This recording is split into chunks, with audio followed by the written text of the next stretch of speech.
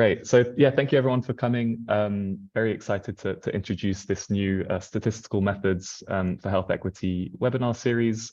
I just want to introduce the webinar series more broadly before we pass over to Dr. Sonali Parbhoo from Imperial. So this is a webinar series being co-hosted by the Data Science for Health Equity community and the Statistical Science Department at UCL. Where I'm a lecturer, by the way. I'm Bria Lehman. Hi, everyone. And the webinar series is also being supported by the Alan Turing Institute. So I'm going to spend just a couple of minutes introducing Data Science for Health Equity because I think it might be new to a lot of you here. Data Science for Health Equity is a community of practice, and the reason it exists is, well, we're kind of aware that digital technologies are being used in all facets of healthcare, from the operating room, in the GP practice, to biomedical research. And the question we're kind of hoping to address is, how do we ensure that the latest innovations, data-driven innovations in this space benefit the health of everyone? So DSHE, that's Data Science for Health Equity, is a global community of experts and enthusiasts working at the intersection of data science, machine learning, AI, and everything to do with health inequalities. Who are we? We're cross-sector and cross-discipline, so we're not just academics. This is going to be an academic talk, but the community is open to everyone with an interest in the above, so including health and care professionals, academics, policymakers, the funders who are putting money behind this research, the private sector companies looking to commercialize some of these products to improve health inequalities, and also the media trying to raise awareness of some of these issues. So if that sounds like something you'd like to be involved with, then everyone's welcome to join. Just go to our website. I'll post it in the chat in a moment. Follow us on Twitter, or if you want to get kind of really stuck in, you can join our Slack workspace and figure out how to get involved that way. This webinar series is specifically on statistical methods, and the rationale behind this is that we think that data can shed light on the complex factors, cultural, environmental, biological, and so on, underlying health inequalities. But we're also aware that there's a danger of entrenching disparities through clinical algorithms being trained on biased data sets. So the aim of this webinar series and of this kind of theme more broadly is to improve our understanding of inequalities and reduce disparities through better statistical and machine learning methods. In terms of the initial activities for this group, where this is the first edition of this webinar series, and so there'll be monthly webinars. We also run a fortnightly reading group, which everyone's welcome to join. And we're also just about to undertake a field kind of landscaping exercise to answer the question of which researchers and groups are working on StatML methods, which are either applied to or relevant to health equity, to make sure that best practices are being shared, and so that everyone's kind of aware of who's working on these problems. So that's the pitch for Data Science for Health Equity. I'm now going to pass over to Leandra to introduce our speaker for today. I'm going to stop sharing my screen. Okay, hello everybody. My name is Leandra Bräuninger, and I'm one of the DSHE co-organizers and the host of this talk. And I have the great pleasure of introducing Dr. Sonali Parbhoo today. As Bria has already mentioned, she is an assistant professor and the leader of the AI for Actionable Impact Lab at Imperial College London. And today she will kick off our webinar series on statistical methods for healthcare equity as our very first speaker, and we're very excited to have her. Sonali has worked on research that focused on sequential decision-making and uncertainty, cultural inference, and building interpretable models to improve clinical care and deepen our understanding of human health. Her research has been applied in areas such as HIV and critical care. And now, as I said, she is based at Imperial College, and prior to joining, she was a postdoctoral research fellow at Harvard and was a Swiss National Science Fellow in the University of Basel, which is also where she received her PhD from, and where she was working on building intelligent models for understanding the interplay between host and virus in the fight against HIV. And today she will be talking to us about the role of uncertainty in healthcare equity. And as I said, we're very excited to have her here, and we're hopefully going to learn a lot. And please, if you have any questions, put them in the chat so we can actually discuss them after Sonali is done and have a little bit of a discussion. And we will monitor the chat and make sure that we gather them all. All right. And with all that being said, and no further ado, I'd very much like to give the floor to Sonali. Thank you so much for having me. I'm really excited to be here. Okay, let me start sharing. Wait, let me start sharing my desktop. Okay, let's move this first, and then let's open the PDF. Okay, so can you all see my screen, first of all? Looks good. Yeah. Okay. Okay, so the talk is entitled On Addressing Bias and Uncertainty in Machine Learning for Equity in Healthcare. Really what I'm going to touch on is uncertainty, and there's a broader discussion to be had about what does equity mean, who are the stakeholders involved, and how we integrate all of these things together. So I'm really looking forward to having this discussion then later on.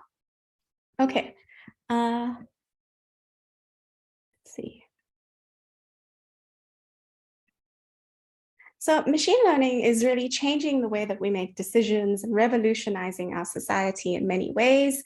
And we see this in various different applications. So we can ask our phone now, like, hey Siri, can you tell me what the weather is like? And it will probably respond based on its natural language processing capabilities, like what the weather is like. Similarly, we receive personalized recommendations of what purchases to make for our groceries, for instance. We have smart park assist technology that can help us park in certain ways, or parallel parking.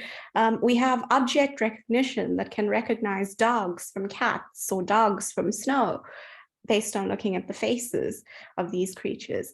And we also have medical imaging technology that is largely changing the way we think about radiology and identifying tumors and cancer. And so all of these constitute moves towards more intelligent decision-making systems in practice. And this is really positive and really promising for us in the long run. However, so while machine learning has been very promising in various areas, the promise that machine learning has in healthcare is really something that we should be very excited about. So these are two pictures of like the retina of a person's eye. And basically what they've done is these people have basically developed a technology based on machine learning that basically identifies where there is diabetic retinopathy. Similarly, in radiography, we can now basically annotate chest X-rays with at least as accurate information as what a radiographer would do, but also often more accurately than what a radiographer would do.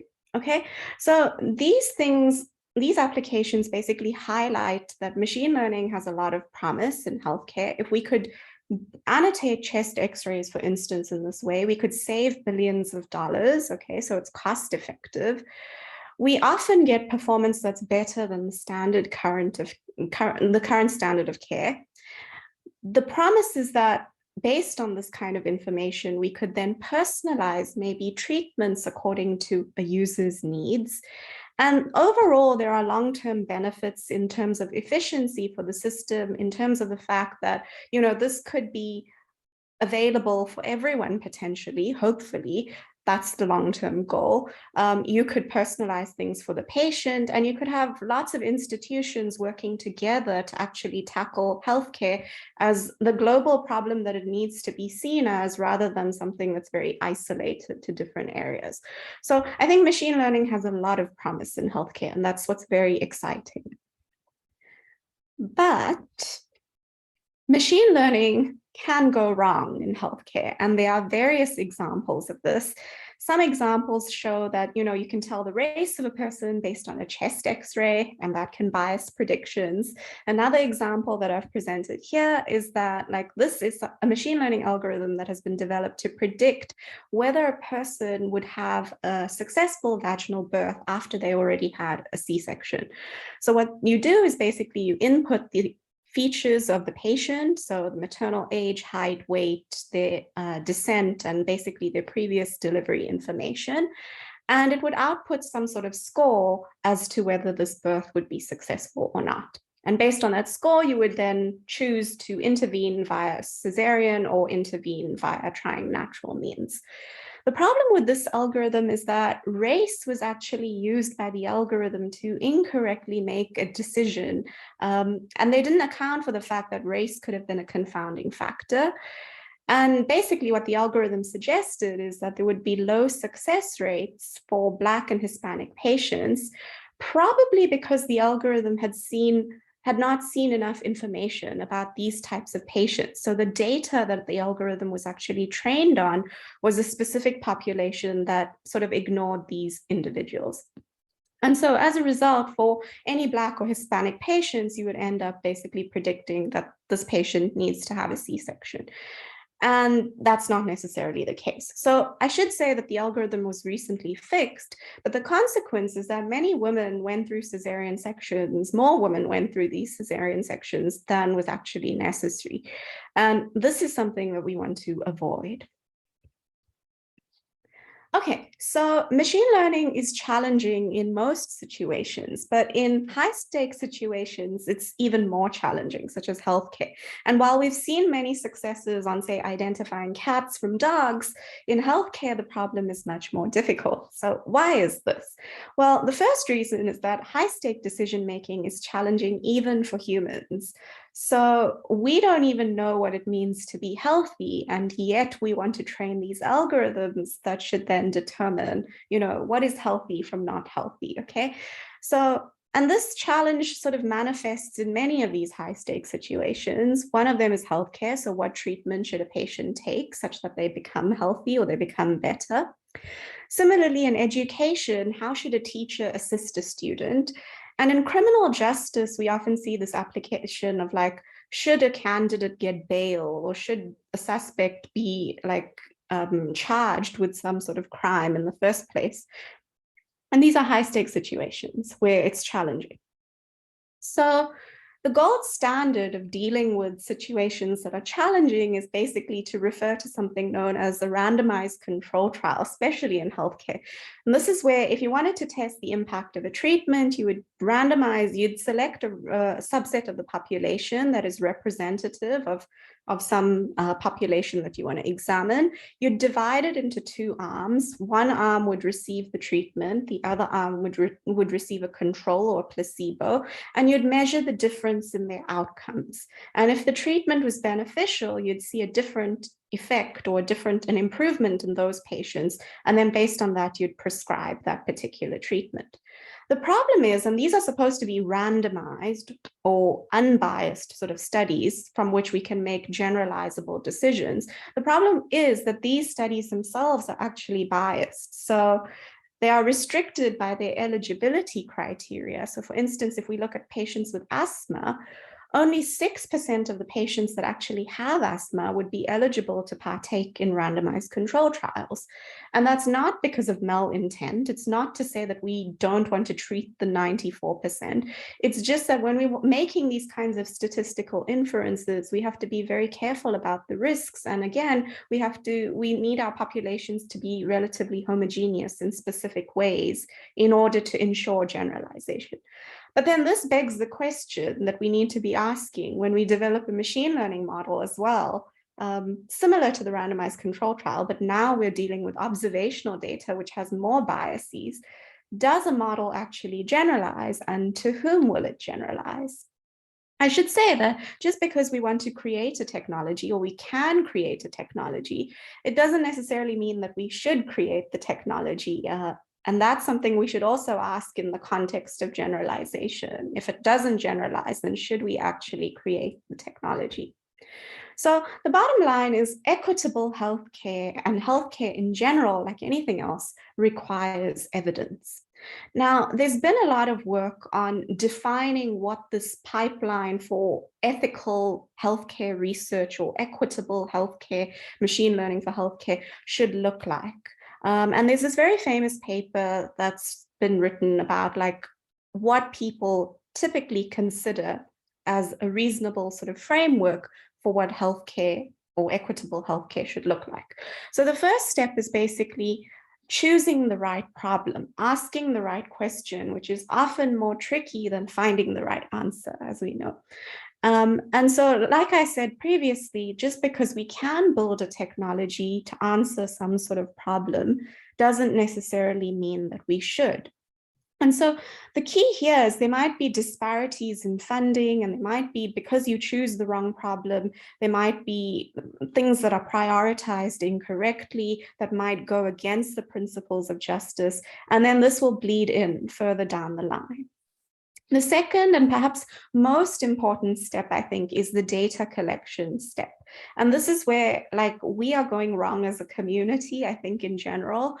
We are focusing on, you know, the numbers of the conference papers and, you know, getting the shiny figures to get our research out there and published, because it works on some publicly accessible data set that everyone else is using. But of course, that population is not necessarily representative of what's happening in the larger scope of things.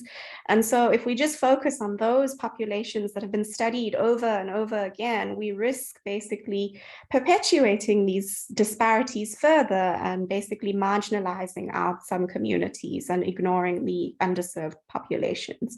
So that violates the do no harm principle. So I think we really need to think about, and we need to have methods that tell us basically where we should collect data. And if we want to create something equitable, we really need to think about actually going to those communities. If we want a fair algorithm, go to the community that you care about and develop the algorithm specifically for that population, rather than just thinking about, you know, the method itself and whether it outperforms some baselines. Okay. The next step is definitely important. It's what do we mean by healthcare? So how do we even define whether something is like doing well in terms of healthcare? And this is really tricky because we don't know what it means to be healthy. We say you are healthy when you don't go to the doctor, when we don't have any information about you, right? So this is the tricky part. How do we actually get the evidence? And depending on what outcome we try and measure, we might end up biasing the whole system. So there's a whole lot of argument as to like what sort of fair metrics we should be using that can quantify whether our algorithm is discriminating against certain populations. The problem with those metrics is those metrics can further perpetuate these biases.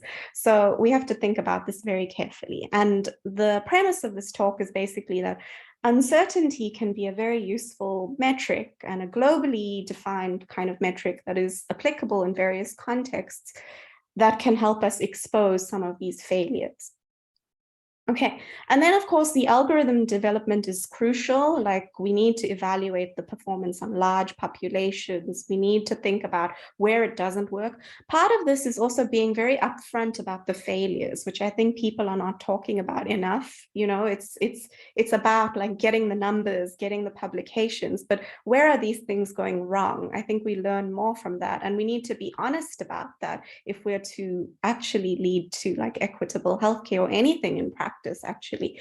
And then finally, post-deployment considerations, we need to understand what our models are doing. We need to check where they're failing. Again, we need proper documentation that we can show to actual stakeholders and also the end users of these models and the people that are impacted by these models, such that they know how to use these systems. And they don't use them in the wrong way. The systems might work, but if they're used in the wrong way, then that can further perpetuate bias. So they need to be used in the right way. And so we need to have these conversations with people outside our domains of expertise, basically. Okay, so as I mentioned, data collection, my view on this is like it's a very important step. And so we need to collect data from different populations whom the algorithm will actually impact downstream. And there needs to be more of this in the community. Secondly, in terms of outcomes, you might ask, do we need new metrics? And there's a whole resurgence in the field about like, what are the right metrics? Is accuracy the right metric? Is interpretability the right metric? How do we define all of these things? And maybe some of that is valid and some of that is true. And these can definitely help us expose some of the failures. But traditional methods, traditional statistical methods of like looking at uncertainty and those types of things can also help here. So we don't always need a new metric.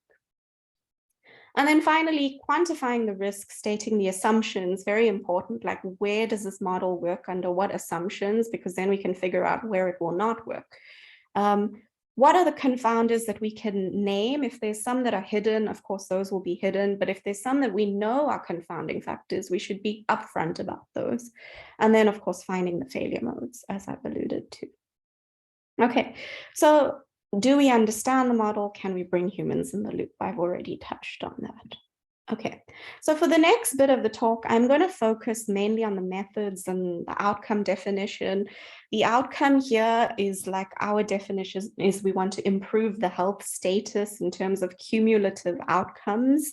So whether it's the blood report improving or whether it's like the oxygen saturation for a patient improving, those could be like some outcome definitions. And then the actual, like whether the algorithm is doing the right thing, we evaluate in terms of uncertainty and other things.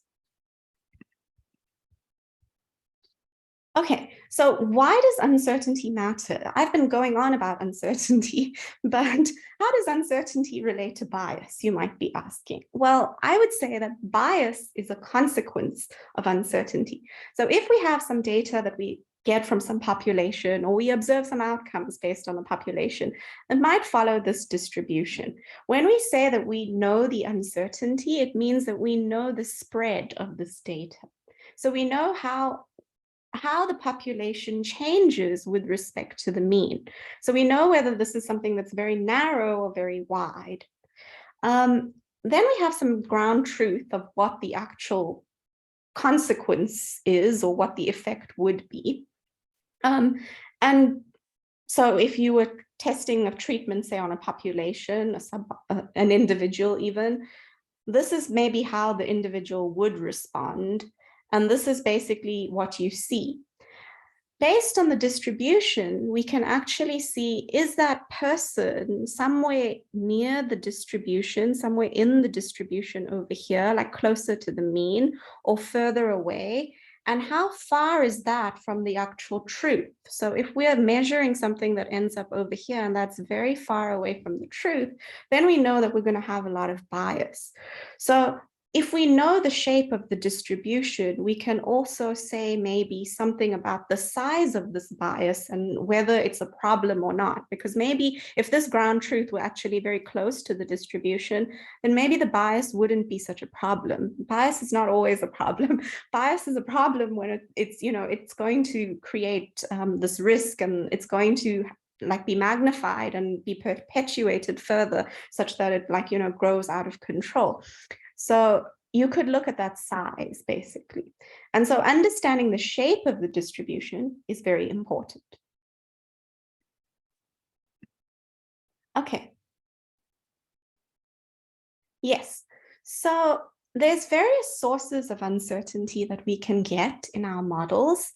One of them might be known as epistemic uncertainty. Epistemic uncertainty is basically the uncertainty in our model.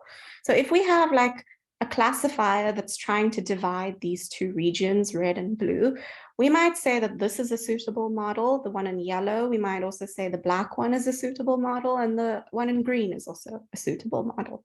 Okay, how do we know which one to choose? So uncertainty is about the choice of model that generated the data, this epistemic uncertainty. The way we would choose which model is correct is basically by looking at the epistemic uncertainty. So basically we could say, okay, there's this much model uncertainty on these different models that we have. And if we were to collect more data, maybe that would tell us that, okay, if the data lied closer to something like theta 3, and it would then basically allow us to choose. So if we had more points that were closer to this boundary, we would choose theta 3 as the correct model. Whereas if we had some data that was closer to maybe theta 2 and the separating region, then maybe we would be confused as to whether we should choose theta 3 or theta 2. But the thing is, the more data that we get or that we collect, this model uncertainty reduces. Okay, so conversely, if we have high model uncertainty, then that tells us that we need to collect data such that we can reduce that uncertainty. Or maybe we need to retrain our models. So basically, by looking at these uncertainties, you can learn what to do next and how you should collect your data. That's important. Okay, the next kind of uncertainty is aleatoric uncertainty. Uncertainty about, okay, so that was model uncertainty. This is data uncertainty.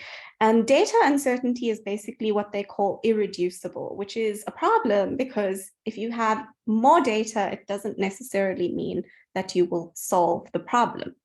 What can be used though, so even if we quantify this, you might think, how do we then go about reducing this uncertainty? It can be reduced if you collect different features to the ones that you actually collected in practice, okay? So if your model is going wrong and you see that there's high aleatoric uncertainty, it doesn't mean that you collect more of the same information. It means that you need to collect additional views. So that tells you something as well. What it could also mean is it's important for safety. So it might say that there's missing data because of hidden confounders. It might say that there's measurement error. It might say there's labeling noise. So this is where you bring in human expertise and you say, we need second opinions, or this is where you need to think about like sampling different populations with different features and then comparing the two. And by doing these things to reduce that uncertainty, you are then also reducing your bias, or you getting a sense of what that distribution looks like with respect to the ground truth and how that bias actually looks. So you could potentially reduce the bias there.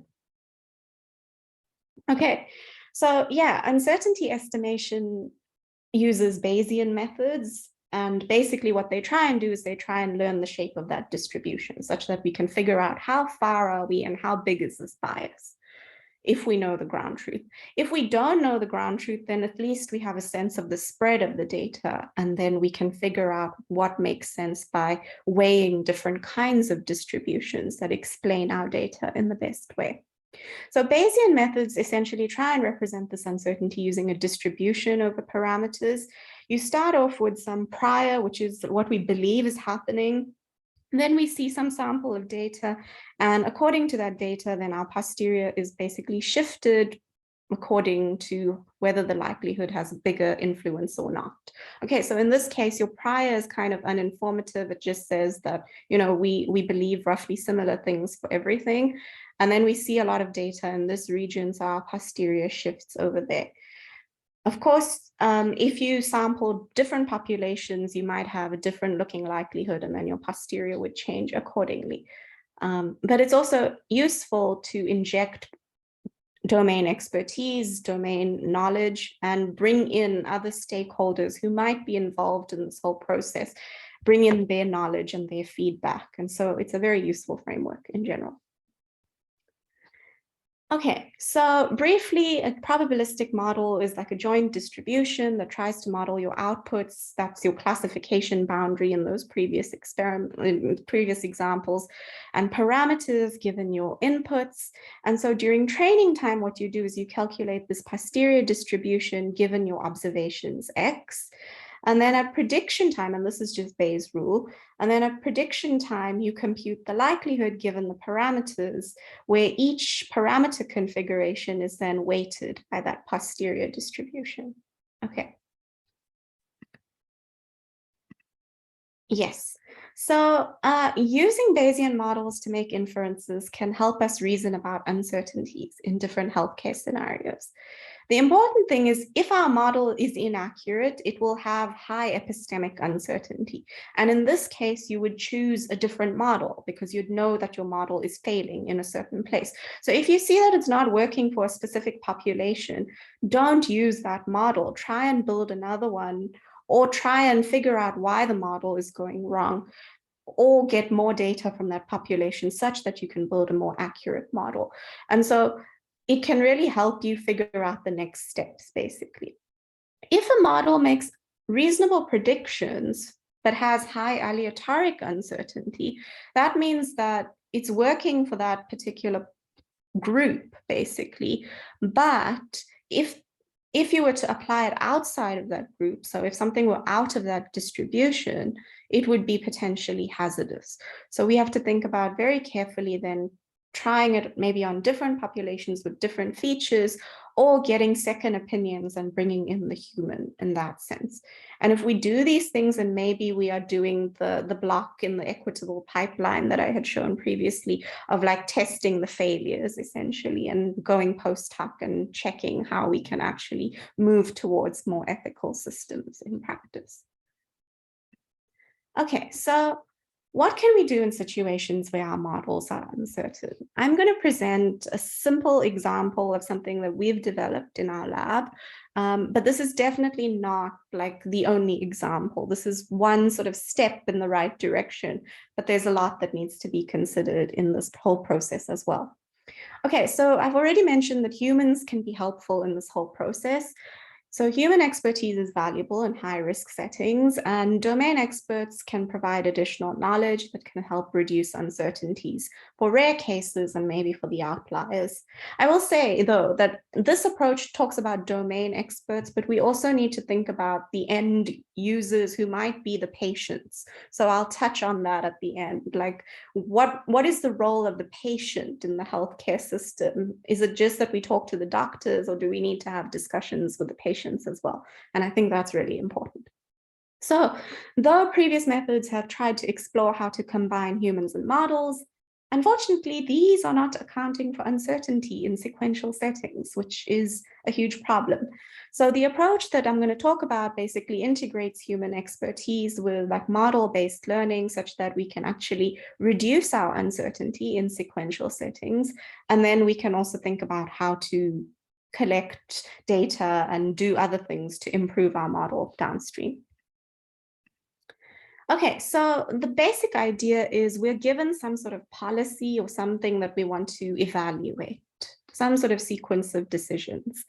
Now, this is what our expected outcomes of this policy look like. Okay, so it might say give the patient pills all the time, and at some point, maybe our clinician decides to disagree. So the question is, should I then follow the clinician over here, or should I defer over here? Now, the assumption is that the clinician knows fairly reasonably what to do. And the fact that so if we don't want to overburden the clinician by deferring to them from the beginning or all the time when it's not necessary, because it might be a resource limited setting.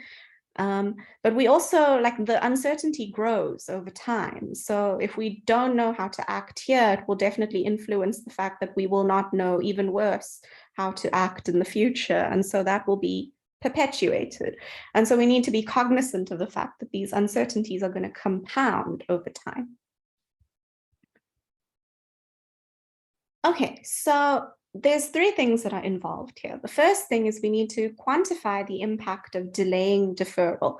If we defer at this point, it might lead to very different outcomes compared to if we defer over here. If we choose to change our government in the UK today, it might be very different to had we chosen to change the government a long time ago, or choose to do it in the next 6 months. I don't know. The uncertainty will change. Okay. Then what we could do is we have to quantify where the model cannot be trusted. And that's exactly thinking about these uncertainties. I've drawn them as distributions over here, these distributions over outcomes and distributions over the actual model parameters that can tell us the spread. And if this thing is if it can't be trusted, it will be very uncertain, and you'll have this widespread. This distribution will be very wide and uninformative. And if it's something that is very informative, then the shape would be kind of narrower and we would know what to do. And then, of course, the fact is that this distribution doesn't stay the same all the time. It changes over time. So we need to model changing dynamics and the fact that the uncertainties compound and they propagate. And our goal is then to find the sweet spot where deferring early or preemptively to the clinician will get us to a region where we can still sort of recover reasonably or get us close to the actual clinician policy while still relying on the machine where they are useful, or relying on the machines where they're useful. Yeah. Okay, so the way we model this is using reinforcement learning. That's not so important. The point is that there's a series of interactions between what's known as an agent and an environment. The agent has some policy in mind based on which we choose to take an action. What happens to the patient changes according to the dynamics. So there's some transition function that says the patient goes to the next state based on the current state and action and some parameters. Now, in our case, we won't just have one model of the transition dynamics because these are going to compound and change over time. So we're going to have multiple dynamics models. And based on those dynamics models, then you might see some reward or some feedback. And our goal here is then to maximize the sum of rewards. Okay, so the algorithm works as follows. First, we're going to learn a model using some standard model-based reinforcement learning method of the changing dynamics and the uncertainty. So this, you can look at Bayesian reinforcement learning. Basically, we learn a posterior distribution over all these different parameters, these T parameters, these transition parameters. And they're going to be different at every time point. So we're going to model the non-stationary dynamics in terms of those. And then basically, we're going to capture so these models themselves, there might be lots of variance between these models over time. So we have to have a distribution over those actual models. And so what we use here is posterior sampling to basically capture the uncertainty over those different models. And we sample from that distribution. So we account for all possible models over time. Then what we're going to do is, for a specific model, we're going to compare the value or the cumulative outcomes in the future if we defer at a particular point versus if we defer at a particular point versus if we don't defer and if we continue following the policy. I should say that there's a cost associated with deferring. Otherwise, you just defer all the time because we don't want to overburden the clinician to be answering all of these queries all the time. Otherwise, there's no point of doing the machine learning. And we check if this probability is basically above a threshold. And based on that, we would then say defer now if it is above a threshold. If it's not, then we choose not to defer. Okay, and we then test this over all time points and over all states, so future time points and future states. And then we repeat this for different draws of our posterior distribution, so our M's, our different model parameters, basically. So there's uncertainty from the model. There's also uncertainty from the data, which I'll talk about just now. Okay, so briefly, the algorithm tries to, so we start off with some estimates of the actual distributions of the model. And then we sample from this distribution. We compute these value estimates and we compare them. And then we draw like bootstrap samples. So we average over all the different models that we see. And so because we have multiple models, we're trying to reduce the uncertainty, and we also account for the uncertainty by modeling different distributions, which is really useful. And then ultimately, we have this indicator function that basically says we defer at this point and we don't defer at this point. Okay. So the key thing here is that the outcomes that we're interested in are the expected cumulative rewards given where the patient starts or the state at the time of deferral and the dynamics at the time of deferral. And this can be decomposed or written as this huge, horrible integral where you basically have to integrate out over all possible states, actions, dynamics, and dynamic parameters. You have to believe me when I tell you that you can write the uncertainty over this quantity as a variance over that quantity, which can be decomposed into these two parts, the expectation of the variance of this quantity here and the variance of the expectation. Now, it turns out this is just from the law of the decomposition of variance. So this first part measures what's known as I already alluded to, the aleatoric or the irreducible uncertainty. So this is there for safety. And if this is high, then we would basically get second opinions, or we'd have to collect different features that are not captured in our data and record those for different populations. And then we could bring down the uncertainty. And then this is the model uncertainty bit, which tells us if our model is going wrong. So yes, and based on looking at these two types of uncertainty, then we can learn how to act, essentially. So by seeing the composition of these different uncertainties, we can show them to either a domain expert, or even as model auditors ourselves, we can check, is our model going wrong? Then what can we do to improve it, and see how those uncertainties change? And so this is the key that I'm trying to get at. Like, machine learning models should expose these uncertainties.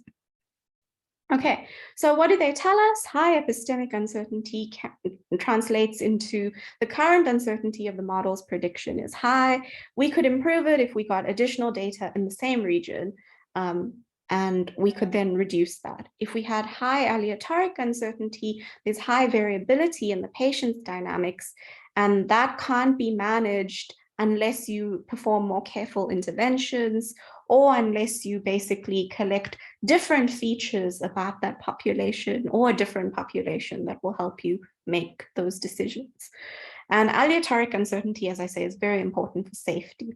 So based on looking at these uncertainties, then you would choose to either deviate from what you're doing, or get second opinions, or collect more data. You'd know where you need more data as well, because you get that from looking at the state dynamics of that quantity that in the integral tells you that this is the uncertainty based on these particular states.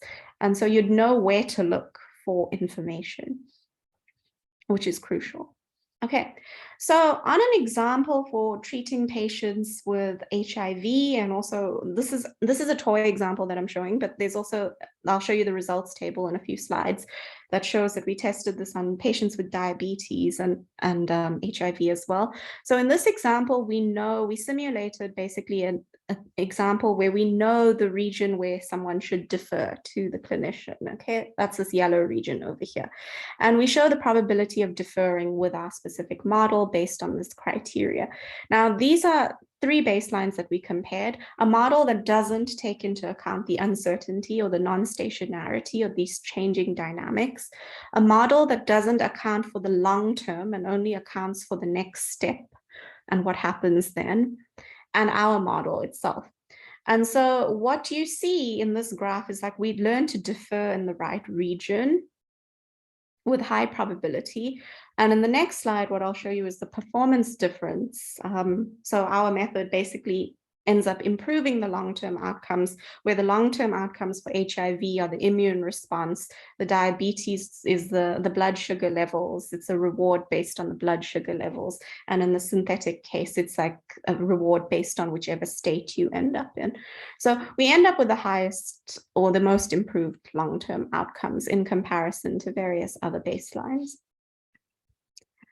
The important thing, though, is, oh, did it skip a slide? Yes, it did. Okay, so I wanted to show you this. I don't expect you to read all of this, but basically what this slide shows is like, if we were to, so if we were to defer at time 10, if instead of deferring at time 20, we deferred at a later time point, how much the uncertainty would grow by.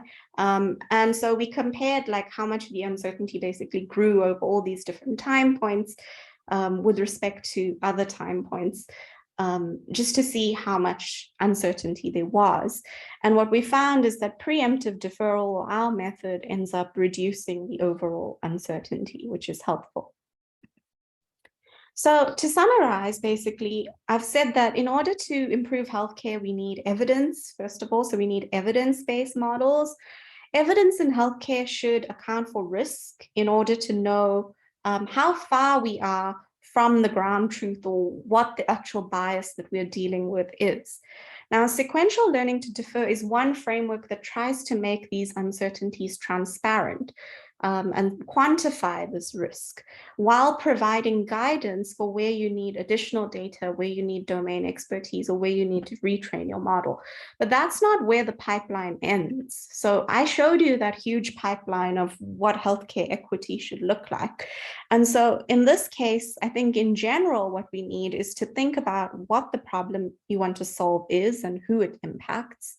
We also need to think about, just because the fact that we can develop a technology doesn't mean that we should develop the technology. And so this is something that's needs to be a discussion with ethicists, with like policymakers, with people in education, I think, as well. So like when I was at Harvard, we had this embedded ethics program that tried to integrate ethics into machine learning research and coursework.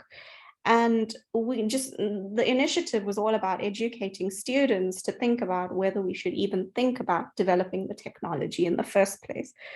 The next thing that we need to think about is, what are the labels and data that we're using? So depending on whether we measured outcomes for diabetes in terms of blood glucose levels or whether we measured something else, we would get very different outcomes. And similarly, if we tested on certain populations. So for the HIV example that I showed you in those slides, we tested on 2 different populations. We tested on a Swiss population and we tested on a South African population, just to see the extent to which it generalizes, and it worked well on both those populations. But in general, we need to think about where we're getting the data from and whether this is actually our target population of interest. Then we need to think about, what knowledge are we actually building from? So even when we incorporate domain expertise, who are we asking? Is it the right kind of expert? Are we falling back on stereotypes or biased practices? Then, of course, we need, in the methods thing that I've highlighted, we need to think about exposing the weaknesses. So I'm not saying that SLTD is perfect. SLTD just shows you where you are uncertain. So you can go and fix that then. And the next steps would then be building this into a pipeline and thinking about how confounders affect the uncertainty and how like confounders change the outcomes and what that would mean for downstream decision making. And then finally, we need to bring in people like domain experts, but not only domain experts, also the subjects who your model actually affects, and incorporate their feedback. So there's a lot of great work on like pain and knee surgery patients, where domain experts say that, you know, these patients don't actually experience pain, but the patients themselves report pain. And there's this discrepancy over there. So I think the only way we can overcome that kind of uncertainty in terms of the outcomes and what people are recording and reporting is by asking more individuals, or ensembling, as machine learning people put it. So ensembling over outcomes as well, and incorporating that feedback. Okay, so I will stop there and I look forward to questions. All right, fantastic. Thank you so much, Sonali. That was great. Let's see for the questions. Shall we end the recording then? Okay.